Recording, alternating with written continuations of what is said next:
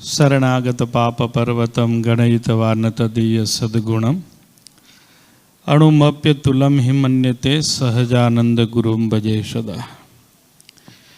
ઈષ્ટદેવ ભગવાન શ્રી સ્વામિનારાયણ, પરમ પૂજ્ય વક્તા શાસ્ત્રી સ્વામી કૃષ્ણવલ્લભ સ્વામી, મંડળના મંડલેશ્વર પરમ પૂજ્ય સદગુરુ પુરાણી સ્વામી લક્ષ્મણપ્રસાદ સ્વામી, થાણા મંદિરના મહંત પરમ પૂજ્ય સદગુરુ પુરાણી સ્વામી શાંતિપ્રિય સ્વામી, પરમ પૂજ્ય સદગુરુ શાસ્ત્રી સ્વામી વિશ્વવલ્લભ સ્વામી, તપોવન ધામના સંચાલક પૂજ્ય શાસ્ત્રી સ્વામી પુરાણી સ્વામી ભક્તિવિહારી સ્વામી, પૂજ્ય કેશવપ્રિય સ્વામી, થાણા સત્સંગ ભવનના કોઠારી પૂજ્ય દેવનંદન સ્વામી, આ સત્સંગથી બહુ સારી રીતે પરિચિત એવા પૂજ્ય ડૉક્ટર સ્વામી અક્ષરમુનિ સ્વામી આદિ સર્વે વંદનીય સંતો, શ્રીજી મહારાજના લાડીલા આપ સર્વે હરિભક્તોને હેતપૂર્વક જય શ્રી સ્વામિનારાયણ. સંચાલક સ્વામીએ દેવનંદન સ્વામી કીધું સંવાદ કરશે. વાતો અનેક પ્રકારની કરવાની હોય, એની દિશાઓ પણ ઘણી બધી હોય, પણ વર્તમાન સમયની કેટલીક જે માંગ છે એના ઉપર આપણે થોડી ચર્ચા કરીશું. વાલા ભક્તજનો, કેટલાક કામ એવા હોય કે જે આપણે આપણી ઈચ્છાથી કરતા હોઈએ, કેટલાક કામ એવા હોય કે આપણે કોકની ઈચ્છાથી કરતા હોઈએ. આ બે આપણને ખબર પડતી હોય અને આપણું થતું હોય, અને કેટલાક કામ એવા હોય કે આપણે ખબર ન પડતી હોય, આપણી ઈચ્છાથી ન કરતા હોય, બીજાની ઈચ્છાથી ન કરતા હોય ને આપમેળે થતું હોય. જ્યારે આપણી પોતાની ઈચ્છાથી થાય છે ને તો એ જાગૃતતાથી થાય છે. બીજાની ઈચ્છાથી જે કામ થાય છે ને એ પરાણે કા પોતાનો સ્વાર્થ સિદ્ધ કરવા માટે થાય છે.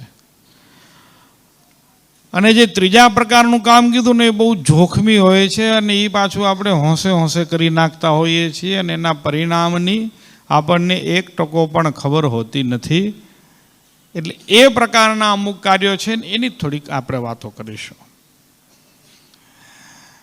વાત મારે થોડીક જીવન અને દિનચર્યા અને સાથોસાથ કેટલીક ચાલતી વર્તમાન પદ્ધતિઓ કે જે ભવિષ્યમાં બહુ જોખમ થનાર છે અને એના પરિણામો આપણી વચ્ચે આવી પણ ગયા છે એની કરીશ. હું એકાદ ઉદાહરણ આપીશ. તમે બધાએ દેશમાં રહીને આવ્યા છો, હજી આમાં એવા ઘણા બધા લોકો છે કે જેને દેશ ભૂલાણો નથી. આ ઘણા એવા છે કે જેને દેશ શું ખબર પણ નથી. એટલે બે પ્રકારનું જનરેશન અહીંયા છે.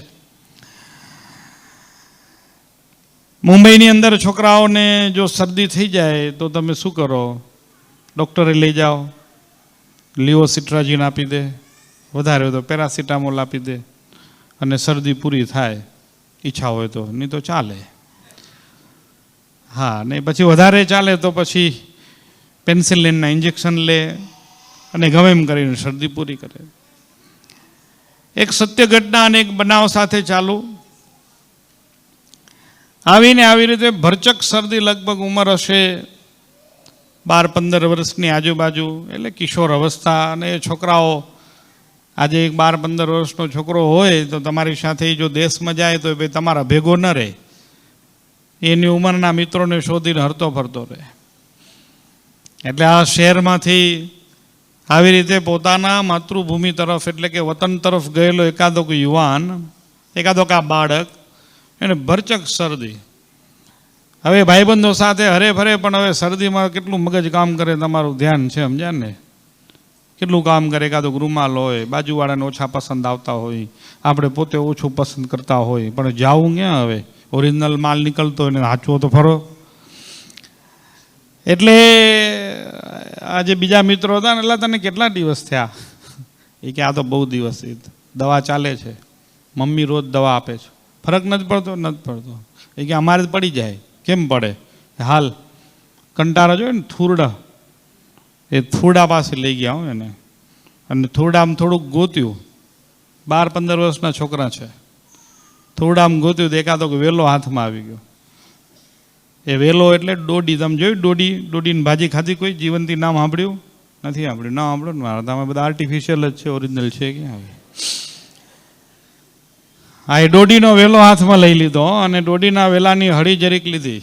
એ કે હવે આની નાકમાં હળી કર, આ હળીથી નાકમાં હળી કર. હવે અમે આવું કરીએ, હવે તમને પોસાતું હોય તો કરો, નહીં તો કાંઈ નહીં. હવે કંટાળેલો માણસ હોય ને મરવા પડે હોય, કરે કે ન કરે? તમે કો એમ કરે કે હવે ઉગરવું છે. એટલે હવે આ બચારો આ થાકી ગયેલો, દવાઓ ખાઈ ખાઈને પાર તો પડતો નહોતો, એટલે એને આ હળી આપી, દોડીની હળીઓ. જે તે લેતા નહીં પાછા તમે અહીંયા કને ઘરે જઈને નાક ખોતરવાની હળી, પાછી ઓલું શું કાન ખોતરવાની, દાંત ખોતરવાની હળી પાછી નાકમાં ન ગાલ દેતા. એમ આ દોડીની હળી લીધી, દોડીના વેલાની, અને એ સળીથી જરીક નાકની અંદર સળી કરી અને પછી જે છીકો ચાલુ થઈ 2 કલાક 8-10 રૂમાલ ભરી નાખ્યા. શરદી કે હવે આપણે અહીંથી ન રહેવાય, પૂરી થઈ ગઈ. અડધા કલાકમાં શરદી ખતમ થઈ ગઈ. આવી દવા આપણી પાસે છે, તમને ખબર છે? દેશમાં રે ખબર છે, અહીંયા રો ખબર છે.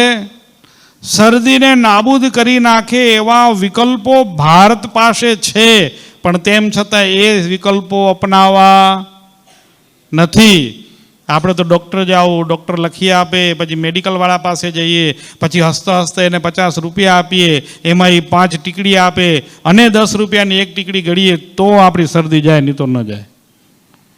આવા ઘણા બધા એવા મારી પાસે નુસ્ખાઓ અને તુક્કાઓ છે કે જે માત્ર ને માત્ર અલ્પ પ્રયત્ને બહુ મોટા દુઃખ હટાડી નાખે. અને એ આપણી આજુબાજુમાં છે, પણ તેમ છતાંય આપણને એનું જ્ઞાન નથી ને, એટલા માટે આજે આપણે વિવશ છીએ, પરવશ છીએ. આપણે આપણી દીકરીઓને બહુ ભણાવી. અમે હમણાં પૂનામાં હતા. પૂનામાં કે એક દીકરી M.Com કરી લીધું છે અને બીજી દીકરી હમણાં ફેશન ડિઝાઇનમાં, એનું 2 વર્ષમાં એનું ફાઇનલ પૂરું થઈ જશે. કીધું બહુ સરસ કહેવાય. રસોઈ બનાવતા એ હવે લગ્ન કરીને પછી ત્યાં જઈને જે કરવું હોય કરે. કે હમણાં ઝોમેટો છે. કે જે દીકરીને ભોજન બનાવતા નથી આવડતું પણ ફેશન ડિઝાઇનમાં એને માસ્ટર કર્યું હોય તો એને ઋષિ મુનિઓ અને શાસ્ત્રો 0 માર્ક્સ આપે છે. બહુ યાદ રાખજો. તમને ભલે ગમે તેટલું આવડતું હોય, પણ તમે જો તમારા પરિવારને કમાઈ અને એની જરૂરિયાતો પૂરી ન કરતા હો ને તો તમે જીવનમાં ફેલ છો. ઘણા બહુ એકાંતિક ભગત થઈ જતા હોય ને એવા ભગત થઈ જતા હોય કે પરિવાર શું એનું ભાન ન રહેતું હોય ને તોય ફેલ છો. આ ઘણા શું છે કે ભગત એવા થઈ ગયા હોય કે પરિવાર શું એને ખબર જ ન હોય, સંસાર શું એ જાણતા જ ન હોય, તો ભાઈ નતા લગ્ન કરવા, હાલ્યો આવું તો પહેલેથી આ બાજુ પરણી ગયા ને પછી હું 4 જણાને દુઃખી કરે ને હું તો એકાંતિક ભગત 2 કલાક માનસી પૂજા, 2 ધંધો એનો સ્વામિનારાયણ ભરોસે, તો આ ન ચાલે. એટલે સજગતા દરેક જગ્યાએ બહુ આવશ્યક છે. પોતપોતાની ફરજો આપણે જો ચૂકી અને ગમે તેવું કામ કરતા હોઈએ તો એ કામ એ આપણને સફળતા તરફ ક્યારે ન લઈ જાય. એટલે સફળતા પહેલી જરૂરી છે. શ્રીજી મહારાજ સાથે આ હરિભક્તો ચાલતા, એમને સાંખ્ય યોગી ભક્તો કહેતા. આજે જેમ વક્તાશ્રી વાત કરી કે જેમ મહારાજ જતા અને એની સાથે ઘોડેશ્વરોમાં કેટલાય દરબારો રહેતા, એ બધા સાંખ્યયોગી ભક્તો હતા. 6-8 મહિના મહારાજ સાથે હરે ફરે રાજાઓ હતા. સુરા ખાચરને આપણે એક રમકડું કહીએ પણ એ પણ એક ખંડિયા રાજા છે. આ રાજાઓ હતા. પોતાનું રાજપાઠનું કાર્ય વેલ સેટ કરીને પછી મહારાજ સાથે ફરતા હતા. કોઈ પોતાના ઘરને ડિસ્ટર્બ કરેલું નહીં. જો અમારી સાથે પણ 4 હરિભગત અમારી ભેગા છે 7 મહિનાથી. હા, કોઈની ઘરવાળી હજી અમને ફરિયાદ નથી કરી કે આ ડોહાઓને ખણી ગયા અને ઘરે એટલી ઉપાધિ છે, એમ કોઈ નથી કરી. અને ઘણા તો મારા વાળા તે બધા જાય, જે કરતા હોય કરે. આપણે ભજન કરીશું, કરવું જોઈએ. ભજન બહુ જરૂરી છે, હું એનો વિરોધ નથી કરતો. તમે કાલથી મંદિરે આવવાનું કે પૂજા કરવાનું કે માળા ફેરવવાનું કે શાસ્ત્ર વાંચવાનું બંધ ન કરતા. પણ મારો કહેવાનો ભાવ એમ છે કે જ્યાં સુધી આપણે આપણી ફરજને નથી સમજતા ત્યાં સુધી નકામું છે. તો આપણી ફરજને પહેલી સમજીએ. તો આવો જે મુદ્દો છે એ મુદ્દો આપણને આપણા વિશે ઓળખ અને આપણી પોતાની જે ફરજો છે એને સમજવાનો છે. આજે અમુક સંસ્કૃતિઓના આપણે કહેવાતા અનુકરણોમાં એટલા બધા લુપ્ત થઈ ગયા કે આપણને આપણી સંસ્કૃતિનું પણ જ્ઞાન રહ્યું નહીં. ગયા મહિને જ એક સરસ લેખ વાંચતો હતો. આ લેખના હું મુદ્દા સમજાવીશ, પછી તમને હું વિશેષ વિશ્લેષણો આવતીકાલે કરવાનો છું. લેખનો મુદ્દો એવો હતો કે જે વ્યક્તિ દિવસમાં અઠવાડિયામાં 2 વખત બહારનું ભોજન કરે છે એને ચોક્કસ હાર્ટ એટેક આવવાનો છે. હવે તમે નક્કી કરજો કેટલા અઠવાડિયામાં 2 વાર બહારનું ખાવાવાળા છે. આશીર્વાદ નથી ને શ્રાપે નથી, ચેતવણી છે. અને તો ઘણી વખત એવું થઈ જાય કે સાચું હશે. આ ગયા મહિનાનો જ લેખ છે અને એ લેખમાં ગુજરાત આગળ છે, એટલે તમે મરાઠી બધા બચી ગયા, પણ છો તો ગુજરાતી જ ને, એટલે કહેવાય ગુજરાત જ હો એમ. એને આખા ગુજરાતનું સર્વે કરીને એક અદ્ભુત વાતો કરી છે કે ગુજરાતની અંદર જેટલા રોકડો, આજે હું જતો હતો ને એટલે મેં જોયું, એ કડે હતો એક, આપણે અહીંયા ચવાટા ઉપર આજે પગે ચાલીને જતા હતા ને, જ્યાં પોથીયાત્રા નીકળવાની હતી, જ્યારે ચાલીને જતા હતા ને ત્યારે ખૂણામાં જતો પાઉંભાજીવાલો, પાઉંભાજી નહીં ઓલું શું કહેવાય, વડાપાઉં, હા જો મુંબઈ વડાપાઉં ચાલે ને એમ, હા વડાપાઉંવાલો હતો. યાર આ ગાડીવાળો સારામાં સારો ઉદ્યોગ છે આ ધંધો, એકદમ સરસ. તમને બધાને ભાવતા જ હશે વડાપાઉં. કોઈ સભામાં એવા ખરા એમ કે અઠવાડિયે 15 દિવસે એકાદીક વખત વડાપાઉં ખાવા જવું પડતું હોય, ઘરે નહીં બહાર, એવા કોઈ ખરા? કોઈ ન હોય એમ? ના ના, એવી તો નક્ષત્રીય ભૂમિ હોય નહીં આ એમ. ઓહ સોરી, લો સ્વામી યાદ કરાવ્યો, તમે થોડું ટાઈમ લાંબુ આપી દીધું એવું છે, એમ થોડું ઓછું ટાઈમ આપવાનું છે. બહુ ધ્યાન રાખવા જેવી બાબતો છે. આ બધી જ બાબતો આપણી બીમારીને લઈ આવવાની છે. આજે સવારે જ મારી પાસે એક ભાઈ આવ્યા હતા, દુધઈના છે, ચંદાત વાલજીભાઈ, મને પૂનામ મળેલા. એટલે પૂનામાં મળ્યા ત્યારે એમને કીધું કે સ્વામી ભત્રીજો છે, 23 વર્ષનો ભત્રીજો છે, યુવાન, પ્રકાશ નામ છે, એ મુંબઈમાં રહે છે. એકમાં બ્લોકેજ થઈ ગયું છે, એકમાં સ્પ્રિંગ બેસાડી દીધી છે. કેટલા વર્ષે? 23 વર્ષે. આવું શરીર છે, મારા જેવું નથી, પતળું શરીર છે. તેમ છતાંય બ્લોકેજ આવી ગયેલી. મેં કીધું કાંઈક તકલીફ છે? તો કે તકલીફ એ છે કે ઘરેથી આવ્યો એટલે બજારનું જ ખાધું, કોઈ હતું નહીં, કે હવે બધું સેટ થયું છે તો હવે આવે જ, પણ ત્યાં સુધી મેં ભરાઈ ગયો, કચરો કાઢવો રહ્યો ને એમ. તો આ બધી રેડ લાઇટ છે, તેમ છતાંય આપણે જાગી એવા નથી. જો મિત્રો, જ્યાં સુધી શરીર સાથ નહીં આપે તમને, ત્યાં સુધી તમે નહીં કથામાં બેસી શકો, નહીં તમે ભજન કરી શકો. એટલે સૌથી પહેલી આવશ્યકતા છે શરીર સાથાની. એટલા માટે પહેલું સુખ તે જાતે નર્યા. નર્યા એટલે સ્વસ્થ. પોતાની સ્વસ્થતાનું જ આપણને ભાન નથી કે આપણને કેટલા સ્વસ્થ રહેવું જોઈએ, એનું જ જો આપણને ખબર નથી તો આપણે નર્યા એટલે કે સાજા રહેવાના જ નથી. તો આવી કેટલીક બાબતો છે કે જે બાબતો આપણે બહુ સૂક્ષ્મ જો બદલાવ કરીશું તો આપણા જીવનમાં બહુ મોટા પરિણામો એના મળવાના છે. ભોજન એક ઔષધ છે. આપણે ભલે એને પેટ ભરવા વાપરતા હોય, અને હમણાં એક બીજો એક ક્રેઝ ચાલે છે પતલા થવાનો. બધાને પતલા બહુ ગમે છે, ચાલે કે નથી ચાલતો? પછી એના માટે જીમ જાય, પછી ડાયટિંગ કરે કે ફાઇટિંગ કરે, પણ કાંઈક કરે. પણ એના માટે પણ હું તમને બહુ સ્પષ્ટ હિન્ટ આપી દીધું. શાસ્ત્રમાં અને બધી જગ્યાએ જાડા માણસોનું વર્ણન આવ્યું છે. એટલે મીન્સ કે લોકો જાડા હતા ત્યારે આવે કે ખાલી ન આવે, તો એ લોકોને કાંઈ જાડાઈ નથી નડતી, હમણાં વાળાને કેમ નડે છે? મને પણ શોખ થયો હતો કે બધા પાત્રને મારો આપણે એક આ શરીર વધતું જાય, સારું નહીં, હાલો આપણે ઘટાડીએ એમ. એટલે 2-5 વૈદ્યોએ સલાહ આપી કે નહીં, કે ભગવાને જે શરીર જેને આપ્યું છે ને એ એને સમજી વિચારીને આપ્યું છે. હવે તમે બીજું જોજો, તમે માર્ક કરજો, હવે તમારા કરતાં 5 ગણું ખાઈ જતા હશે ને તોય પતલા હશે, અને હાવ થોડું ખાતા હશે ને તોય જાડા હશે. ખાવાથી જાડું થઈ જવાતું હોય તો તમારી સામે તમને એમ થવું જોઈએ હારો પેલો જાડો થવો જોઈતો તો હજી નથી થતો, એમ છે કે નહીં? અને ઓછું ખાય છે તો એ જાડા થઈ જાય છે કે નહીં? હા, એની વાત અલગ છે. ઘણા જે તે ખાઈને ફૂલતા હોય એ ના લે, ઢોકરી જેવા ફૂલેલા ન જોઈએ. ઘણા ઢોકળા જેવા હોય, ફૂલી ગયા હોય, બાકી માય કાંઈ ન હોય, એવા નહીં. એમ ફૂલેલા માણસો ન જોઈએ, પણ જે જેનેટિક જાડા હોય, કે જેનો બાંધો જ જાડો હોય, જેનું હાડ પિંજર જ જાડું હોય, એવા લોકોને ક્યારે ગભરાવાની જરૂર નહીં, ક્યારે ડરવાની પણ જરૂર નહીં. એને ભગવાને જે શરીર આપ્યું છે એ એના માટે સુખદ છે. હવે જો એ પ્રયત્ન કરશે તો દુઃખી થવાનો છે. એટલે કોઈ પેટ કપાવતા નહીં હોય એમ. હાજે એક કોથળી કપાવે ને બીજી કોથળી જોડે ને પછી જેમ 5 વર્ષના હતા એવી રીતે ચીપી ચીપીને ખાય ને કલાકે ખાય ને અડધો કે કલાકે ખાય ને એ કાંઈ રીત છે 50 વર્ષે? એ પદ્ધતિ નથી સારી. એને લઈને શરીરની અંદર ન્યુટ્રિશન્સ વેલ્યુ બધી ડાઉન થતી જાય અને આગળ જતાં એનું શરીર શિથિલ બનતું હોય તો એ જગ્યાએ કસરત અને ડાયટ વ્યવસ્થિત હોવું જોઈએ. તો હું આવતીકાલે તમને ડાયટ પણ કહીશ, નાની બાબતોનું જે ધ્યાન રાખવાનું છે એની પણ વાત કરીશ. પણ આ વિષયના પ્રેરણાદાયક છે ને એ પરમ પૂજ્ય મહંત સ્વામી છે. પૂજ્ય મહંત સ્વામીએ આપણા ઉત્સવથી 1 વર્ષ અગાઉ એવો સંકલ્પ કર્યો કે આ ઉત્સવ કરવો છે કે ભવિષ્યમાં જો લોકોને સજગ કરવા હશે તો આ વિષયને આપણે લોકો સુધી જો નહીં પહોંચાડીએ તો નહીં ચાલે. એટલે પૂજ્ય મહંત સ્વામીની પ્રેરણાથી, એમના આશીર્વાદથી ભોજ મંદિર દ્વારા ગાય આધારિત ખેતી અભિયાન ચાલે છે.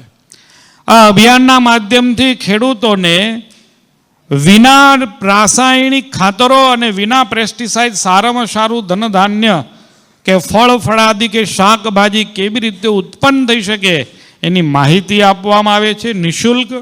એને તાલીમ આપવામાં આવે છે અને એની સાથોસાથ કેવું ખાઈએ તો વધારે સાજા રહીએ, કારણ કે તમે ખેડૂત છો નહીં એવા તો તમારે આગળ શું કરવાની. તો આપણા માટે સ્વામીએ તમે કેવું ખાઓ અને કેવી દિનચર્યા રાખો તો આપણે પણ સ્વસ્થ રહી શકીએ, આ 2 વાત મિશન મોડમાં થવી જોઈએ. એટલા માટે પૂજ્ય સ્વામીએ સંકલ્પ કર્યો અને એના બહુ સારા પરિણામો આજે લોકો સમક્ષ છે. ત્યારે આ યાત્રામાં નીકળ્યા, જેમ પૂજ્ય સ્વામીએ કીધું એ પ્રમાણે આજે અમારો 204થો દિવસ છે યાત્રામાં છીએ ને, એટલે અમારો 7મો મહિનો રનિંગ છે. એમ આજે 204થો દિવસ છે. અમારી પહેલી રાત્રિ રાપર હતી અને આજે 204મી રાત્રિ થાણામાં છે. તો ત્યારની આખી યાત્રા અમારી છે. એ યાત્રામાં ભારતની લગભગ બધી જ નદીઓ આવી ગઈ છે. 2-3 નદી રહી છે. ગુજરાત જશું એટલે એના પણ અમને દર્શન થશે. જે જગ્યાએ નીલકંઠવર્ણી ફર્યા અને જે સરોવરોમાં, તળાવોમાં, કૂવાઓમાં, નદીઓમાં સ્નાન કર્યા, એ તમામ કૂવાઓ, નદીઓ, સરોવર, એનું જળ અમારી પાસે છે. સાથોસાથ સાગરોને પણ આપણે જઈએ એટલે અમને 3 દરિયા મળે, તો 3 મહાસાગરોના અમારી પાસે જળ છે. તો એ યાત્રાનો જળનો પ્રસાદ, હા, તમે પીવો એટલે અંદરથી ચોખ્ખા થઈ જાઓ અને તમને યાત્રા કરવી ન પડે ને યાત્રાનું ફળ મળી જાય એવું અમે તમને પ્રસાદ આવતીકાલે એકાદશીના આપશું. એટલે કાલ તમે આવજો.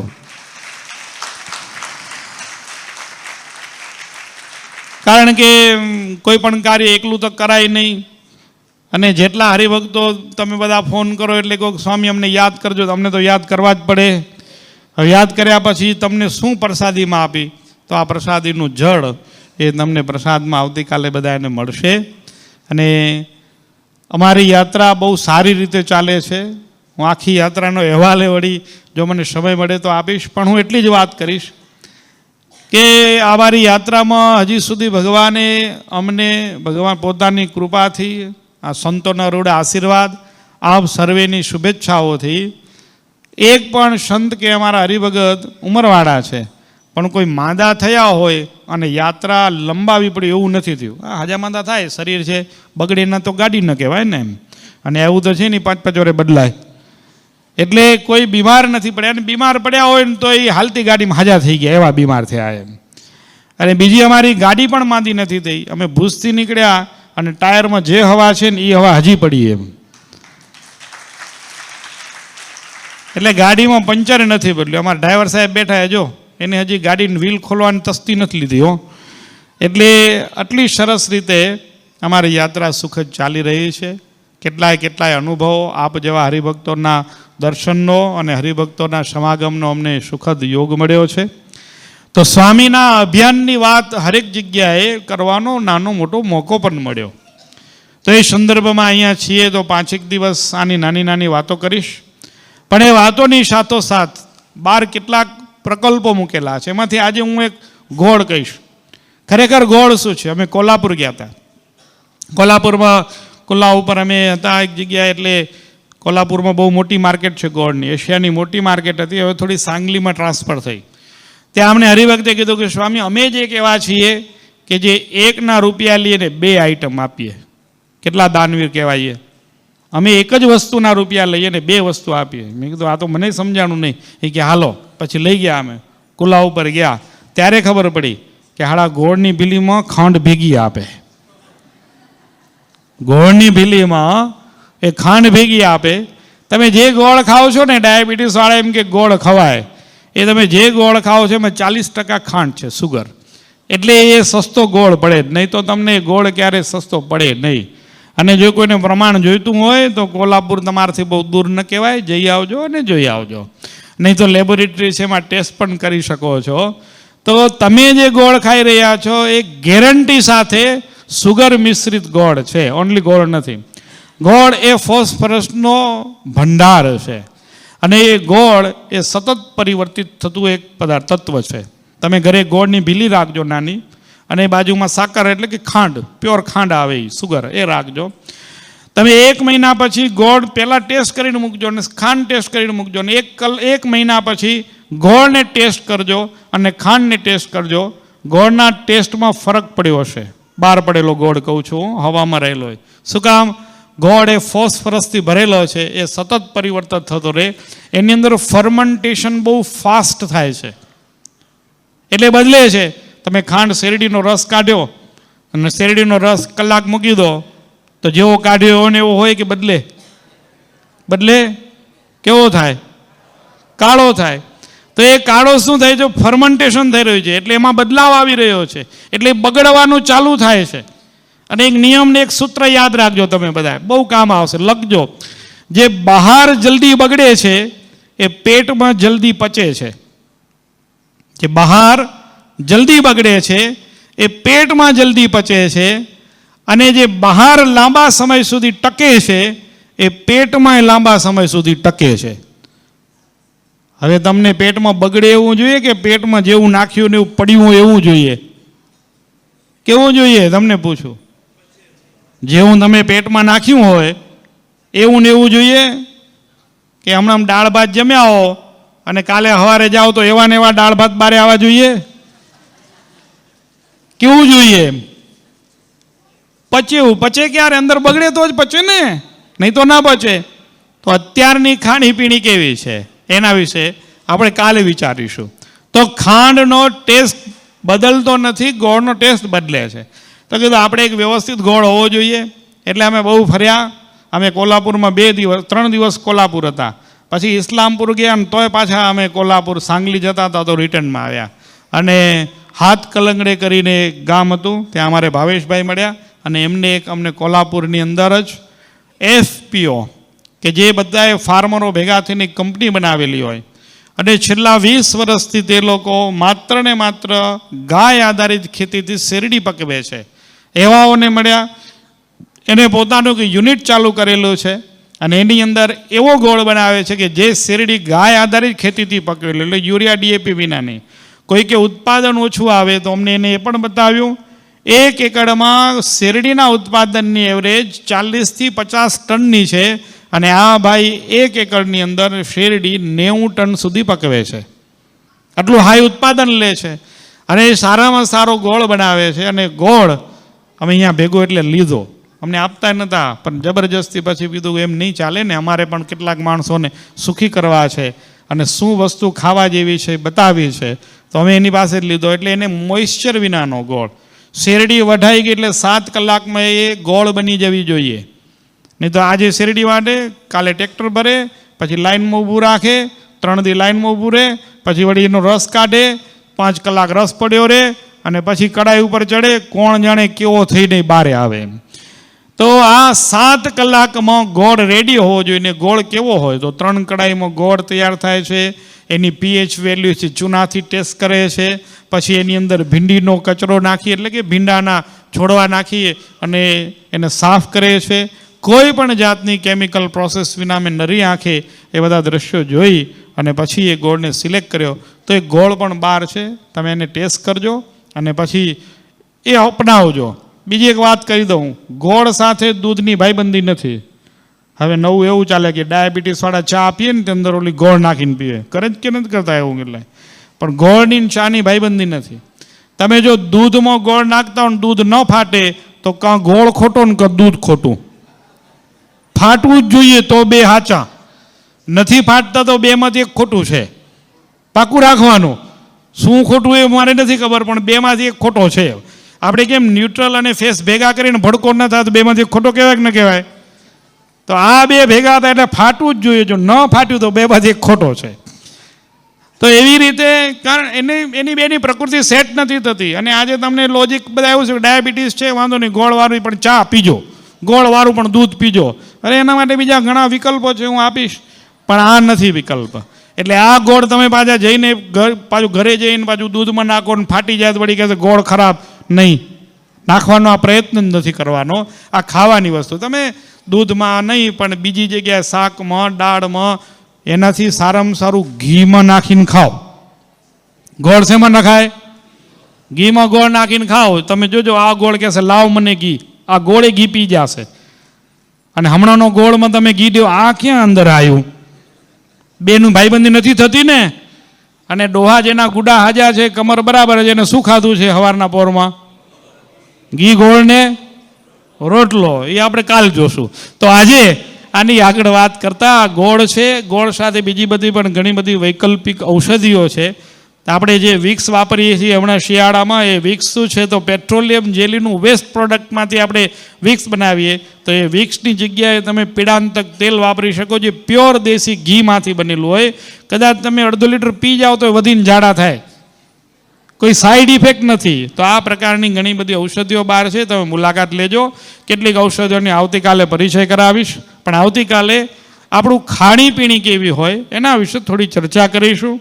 રાંધવું એ શું કળા છે એના વિશે ચર્ચા કરીશું. અને જે મેં અધૂરી વાતો તમને કીધી છે એ થોડી વિસ્તારથી આવતીકાલે સમજાવવાનો પ્રયત્ન કરીશ. પણ મેઇન મુદ્દો એ છે કે આપણને જો શરીરની ખબર નહીં હોય તો શરીરની અંદર રહેલો શરીરી આત્મા, એને કલ્યાણની વાત આપણે સાર્થક નહીં કરી શકીએ. તો એના હેતુથી પૂજ્ય મહંત સ્વામીએ આપેલો આ એક સરસ સ્વામીનો સંકલ્પની સાથે આ મોટો એક અભિયાનના રૂપમાં ચાલતો પ્રોગ્રામ, એ પ્રોગ્રામથી પણ આપણે બધા જાગૃત થઈએ અને અવેર બનીએ એ હેતુથી આ એક સંવાદ ચલાવ્યો છે. તો સંવાદના આજના આટલા મુદ્દાઓ મેં એક સૂત્ર આપ્યું છે, તમને યાદ રહે.